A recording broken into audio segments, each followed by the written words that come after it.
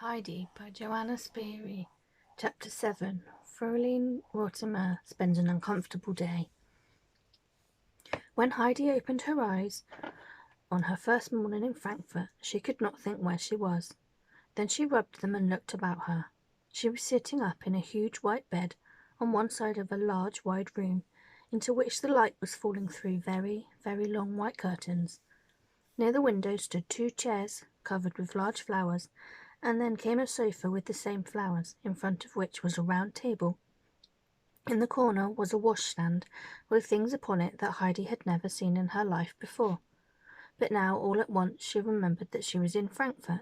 Everything that had happened the day before came back to her, and finally she recalled clearly the instructions that had been given her by the lady housekeeper, as far as she had heard them.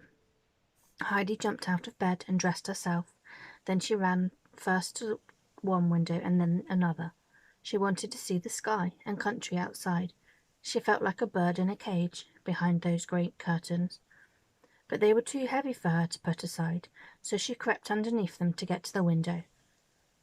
But these again were so high that she could only just get her head above the sill to peer out. Even then she could not see what she longed for.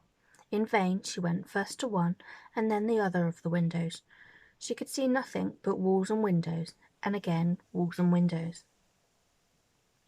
Heidi felt quite frightened.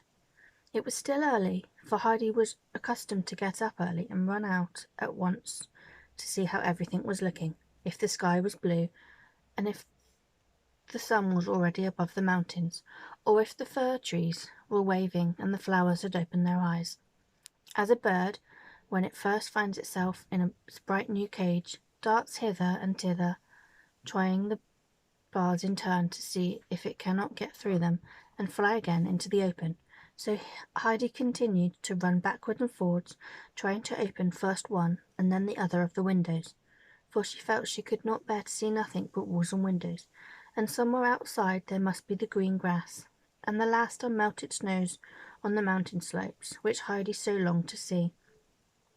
But the windows remained immovable, try what Heidi would to open them, even endeavouring to push her little fingers under them to lift them up, but it was all no use.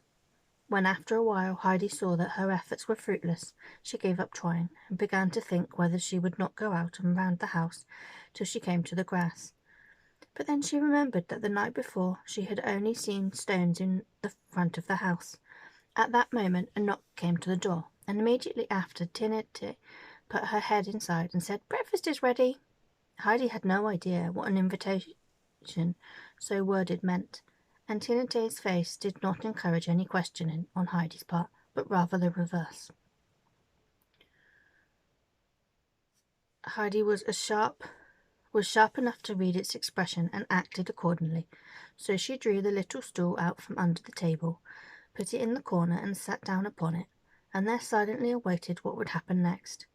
Shortly after, with a good deal of rustling and bustling, Fräulein Mortimer appeared, who again seemed very much put out, and called to Heidi, "What is the matter with you, Adelaide? Don't you understand what breakfast is? Come along at once."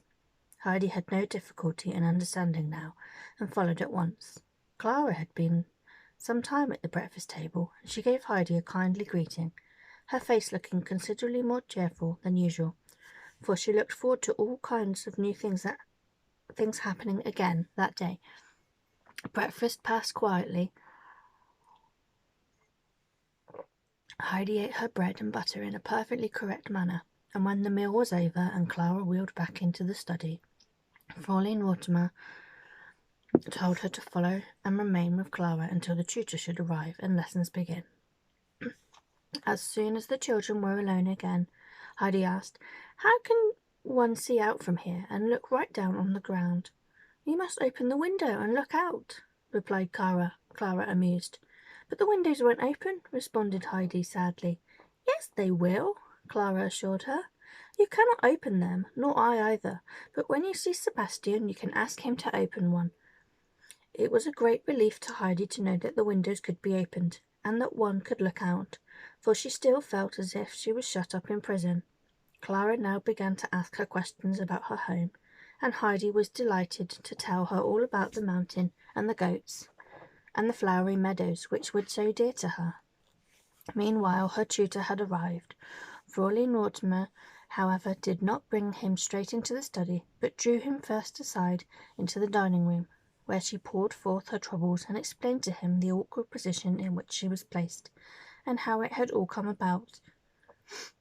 It appeared that she had written some time back to Herr Sesemann to tell him that his daughter very much wished to have a companion, and had added how desirable she thought it herself, as it would be a spur to Clara at her lessons and an amusement for her in her playtime. Fräulein Mortimer had privately wished for this arrangement on her own behalf, as it would relieve her from having always to entertain the sick girl herself, which she felt at times was too much for her. The father had answered that he was quite willing to let his daughter have a companion, provided she was treated in every way like his own child, as he would not have any child tormented and put upon, which was a very unnecessary remark, put in Fräulein Mortimer, for who wants to torment children? But now she went on to explain how dreadfully she had been taken in about the child, and related all the unimaginable things of which she had already been guilty, so that not only would he have to begin with teaching her the ABC, but would have to start with the most rudimentary instruction as regards everything to do with daily life. She could see only one way out of this disastrous state of affairs, and that was for the tutor to declare that it was impossible for the two to learn together without detriment to Clara, who was so far ahead of the other. That would be a valid excuse for getting rid of the child, and Herr Sesemann would be sure to agree to the child being sent home again. But she dared not do this without his order, since he was aware that by this time the companion had arrived. But the tutor was a cautious man, and not inclined to take a partial view of matters. He tried to calm Fräulein Mortimer, and gave it his opinion that if the little girl was backward in some things, she was probably advanced in others, and a little regular teaching would soon set the balance right. When Fräulein Mortimer saw that he was not ready to support her, and evidently quite ready to undertake teaching the alphabet, she opened the study door, which she quickly shut again as soon as he had gone through, remaining on the other side herself, for she had a perfect horror of the ABC. She walked up and down the dining-room, thinking over in her own mind how the servants were to be told to address Adelaide. The father had written that she was to be treated exactly like his own daughter, and this would especially refer, she imagined, to the servants. She was not allowed, however, a very long interval of time for consideration, for suddenly the sound of a frightful crash was heard in the study, followed by a frantic cry for Sebastian. She rushed into the room. There on the floor lay in a confused heap books, exercise books, inkstand, and other articles, with the tablecloth on the top, while from beneath them a dark stream of ink was flowing across the floor. Heidi had disappeared. "Here's a state of things!" exclaimed Fräulein Mortimer, wringing her hands. "Tablecloth, books, work basket, everything laying in the ink. It was that unfortunate child, I suppose." The tutor was standing, looking down at the havoc in distress. There was certainly only one view to be taken of such a matter as this, and that an unfavourable one. Clara, meanwhile, appeared to find pleasure in such an unusual event, and in watching the results. "Yes, Heidi did it," she explained, "but quite by accident. She must on no account be punished. She jumped up in such a violent haste to get away that she dragged the tablecloth along with her, and so everything went over. There were a number of vehicles passing. That is why she rushed off like that. Perhaps she has never seen a carriage. Is it not as I said? She has not the smallest notion about anything, not the slightest idea that she ought to sit still and listen while her lessons are going on. But where is the child who has caused all this trouble? Surely she has not run away. What would Herr Sesemann say to me?" She ran out of the room and down the stairs. There, at the bottom, standing in the open doorway, was Heidi, looking in amazement up and down the street. "What are you doing? What are you thinking of, to run away like that?" called Fräulein Mortimer. "I heard the sound of the fir trees, but I cannot see where they are, and now I cannot hear them any more," answered Heidi, looking disappointedly in the direction whence the noise of the passing carriages had reached her, and which to Heidi had seemed like the blowing of the south wind in the trees. so that in great joy of heart she had rushed out to look at them. Fir trees? Do you suppose we are in a wood? What ridiculous ideas are these? Come upstairs and see the mischief you have done.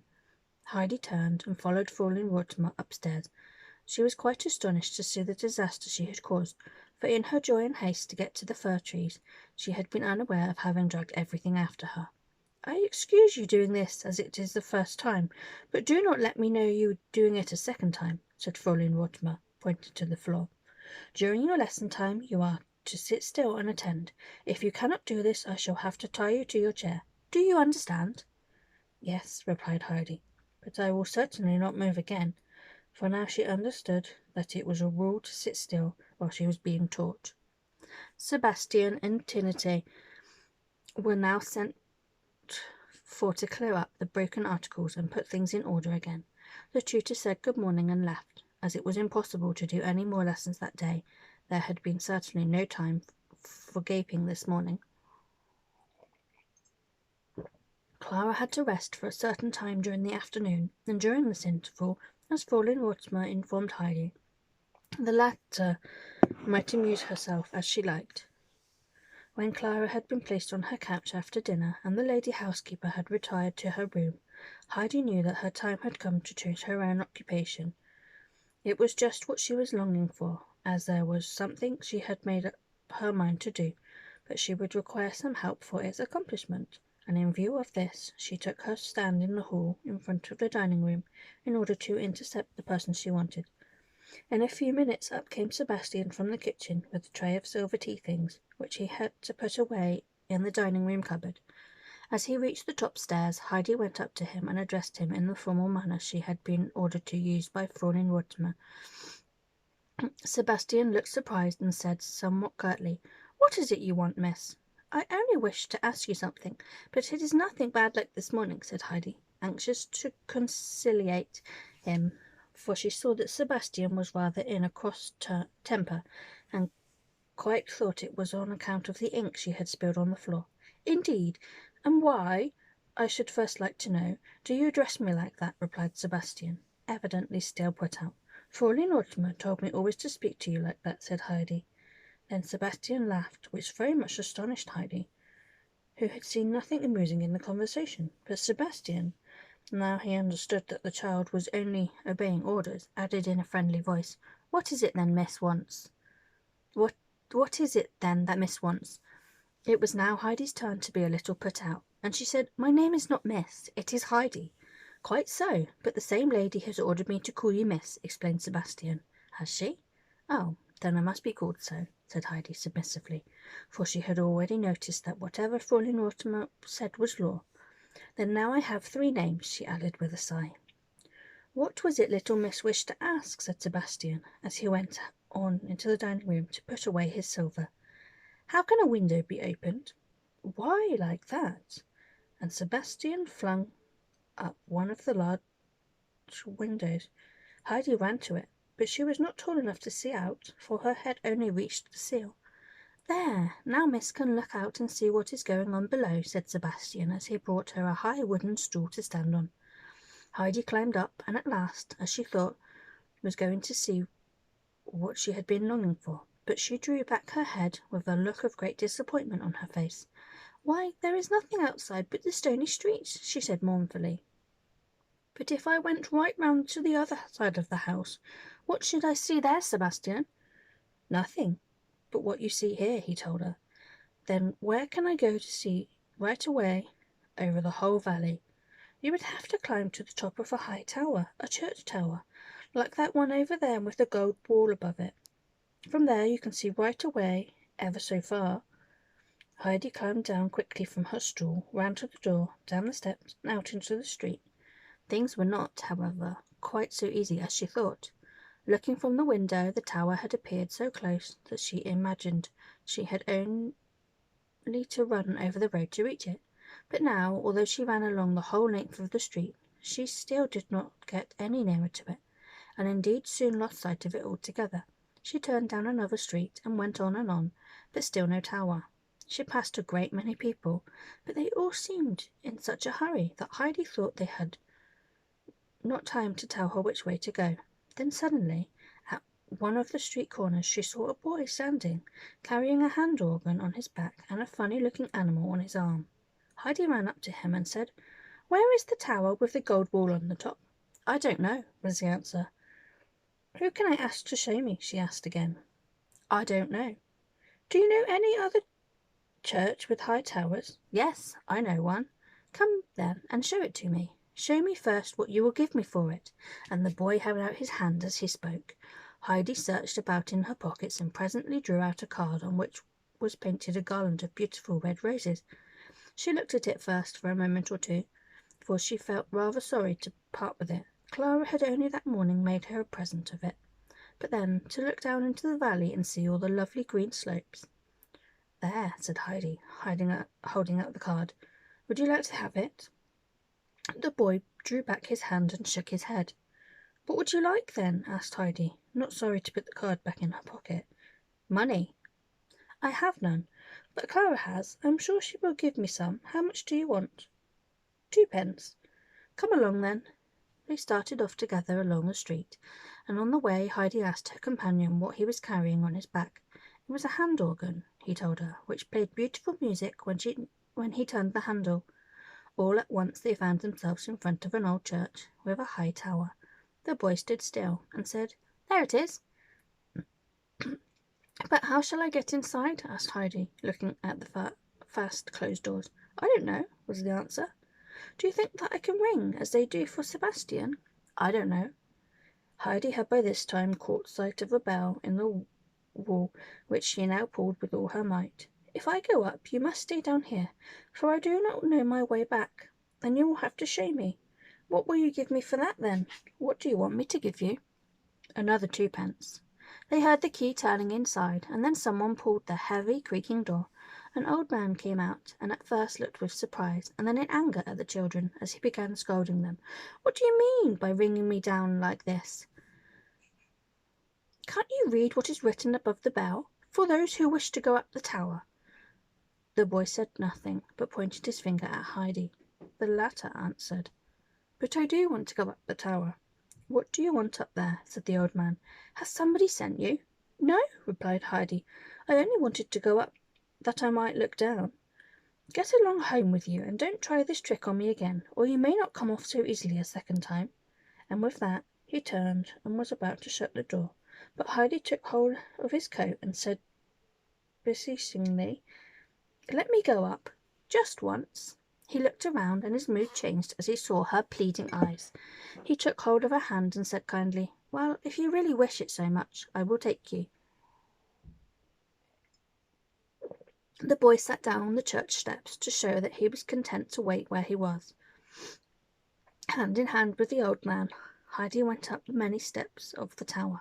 They became smaller and smaller as they neared the top, and at last came one very narrow one, and there was the end of their climb.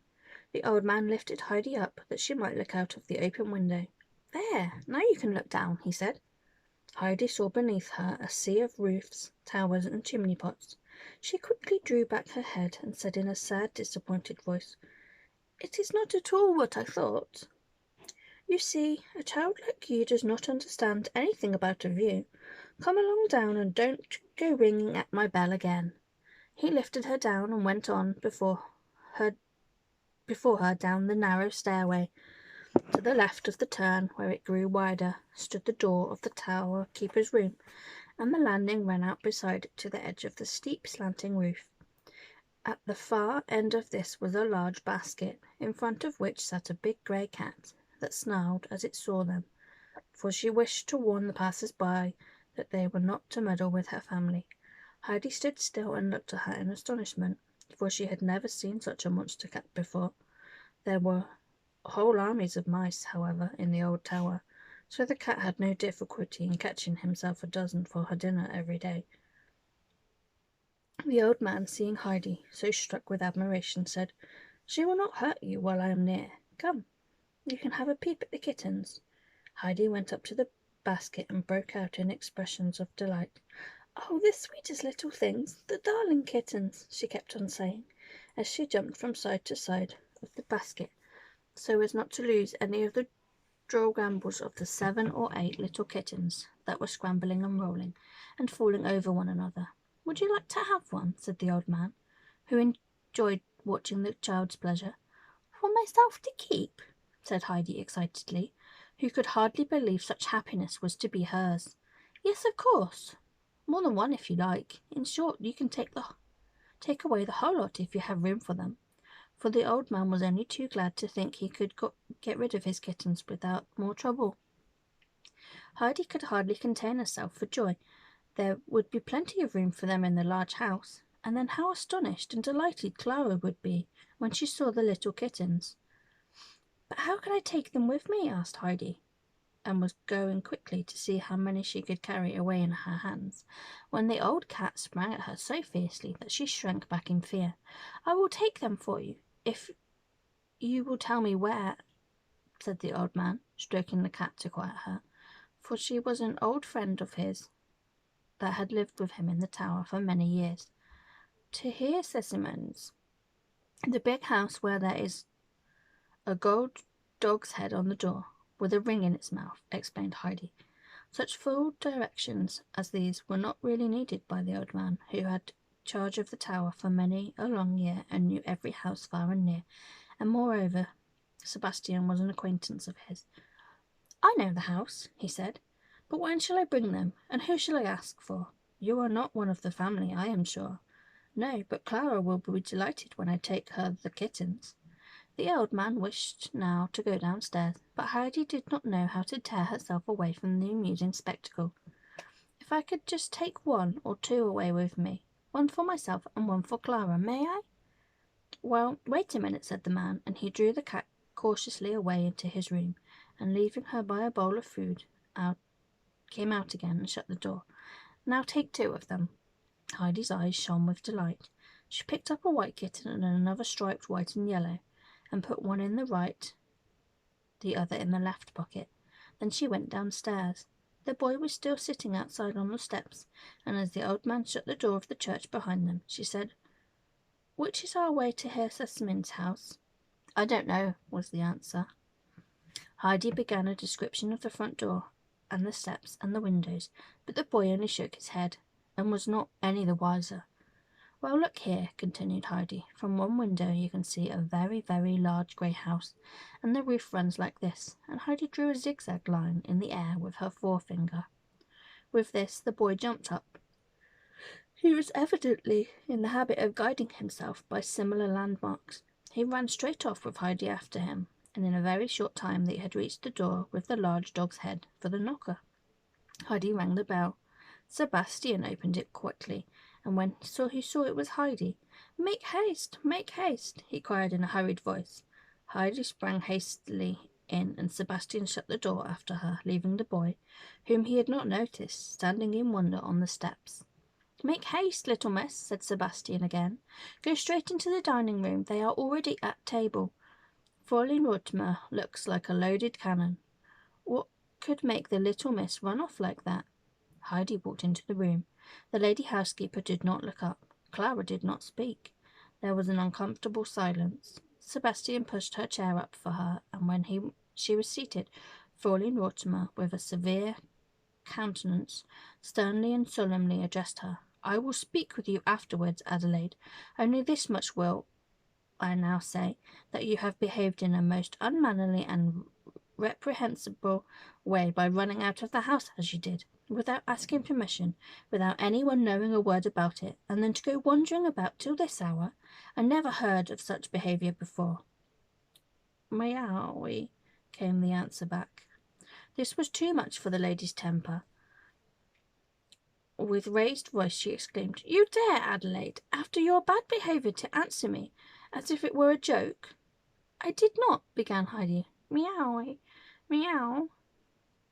Sebastian almost dropped his dish and rushed out of the room. "That will do," Fräulein Mortimer tried to say, but her voice was almost stifled with anger. "Get up and leave the room."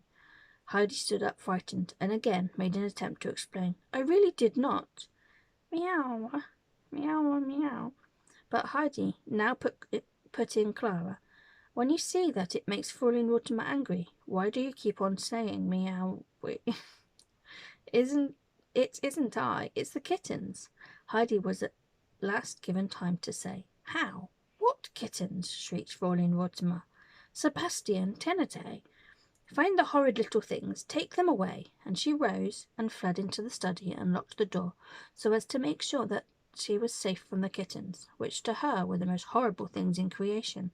Sebastian was obliged to wait a few minutes outside the door to get over his laughter before he went into the room again. He had, while serving Heidi, caught sight of the little kittens' heads peeping out of her pocket, and guessing the scene that would follow, had been so overcome with amusement at the first meows that he had hardly been able to finish handing the dishes. The lady's distressed cries for help had ceased before he had sufficiently regained his composure to go back into the dining room. It was all peace and quietness there now.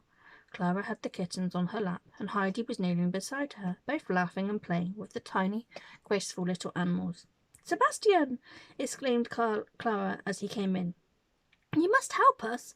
You must find a bed for the kittens where Fraulein Rottimer will not spy them out, for she is so afraid of them that she will send them away at once. But we want to keep them and have them out whenever we are alone. Where can you put them?"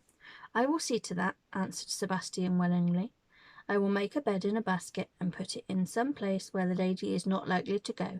You leave it with me." He set about the work at once, sniggling to himself the while, for he guessed there would be a further rumpus about this some day, and Sebastian was not without a certain pleasure in the thought of Fraulein Mortimer being a little disturbed.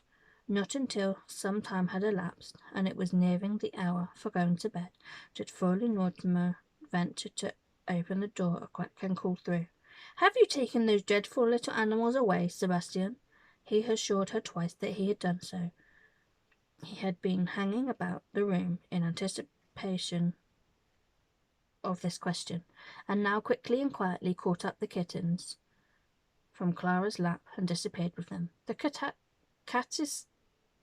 castigatory sermon which Fraulein Rottimer had held in reserve for Heidi was put off till the following day, as she felt too exhausted now after all the emotions she had gone through, of irritation, anger, and fright, of which Heidi had unconsciously been the cause. She retired without speaking, Clara and Heidi following, happy in their minds at knowing the kittens were laying in a comfortable bed.